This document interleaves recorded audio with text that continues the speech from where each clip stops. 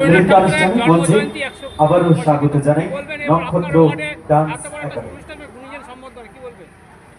প্রত্যেক বছরই এই দিনটি আমরা পালন করি। আজকে যুব কংগ্রেসের পক্ষ থেকে এই দিনটি পালন করাকে যুব তৃণমূল কংগ্রেসের পক্ষ থেকে আমি কয়েকজন ভলেন্টিয়ার্সকে একটু মঞ্চে রাখবো, স্টেজ থেকে চেয়ারগুলিকে একটু নামিয়ে দিতে হবে। কয়েকজন ভলেন্টিয়ার্সকে একটু মঞ্চে আসতে বলবো, চেয়ারগুলো একটু মঞ্চ থেকে নামিয়ে দিতে হবে। একাধারে কবিতা, প্রবন্ধ থেকে আরম্ভ করে সব কিছু রচয়িতা এবং সঙ্গে সঙ্গে আমাদের দেশ স্বাধীনতার জন্য তার একটা ভূমিকা আছে।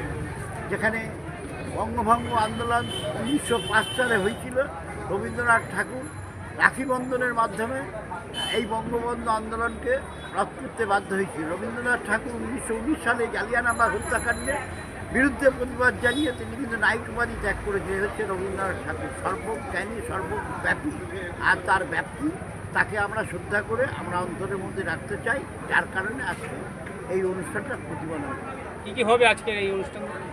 বাচ্চারা নাচ ও গানের মধ্যে দিয়ে রবীন্দ্রনাথের যে স্বরলিপি, এই পশ্চিমবাংলায় যেরকম, আবার লন্ডনেও ওই ইংলিশে যারা সঙ্গীত পরিবেশন করে তাদের স্বরলিপি কিন্তু একই। এটা কিন্তু আশ্চর্যের ব্যাপার।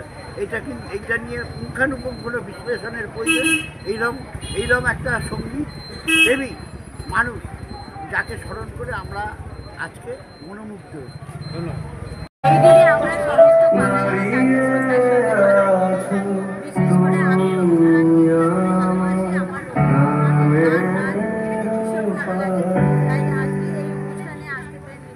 হই।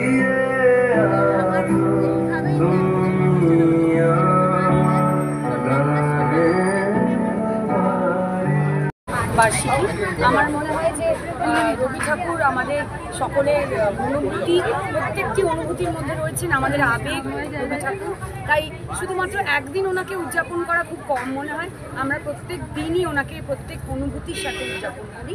কিন্তু আজ আমি ধন্যবাদ জানাবো 9 নম্বর ওয়ার্ড তৃণমূল যুব কংগ্রেসের, তারা এই অনুষ্ঠান আয়োজিত করেছে। অবশ্যই আমাদের রামকৃষ্ণদা সাথে মাথার উপরে না থাকলে এটা তারা পারতো না, তাকেও ধন্যবাদ জানাই।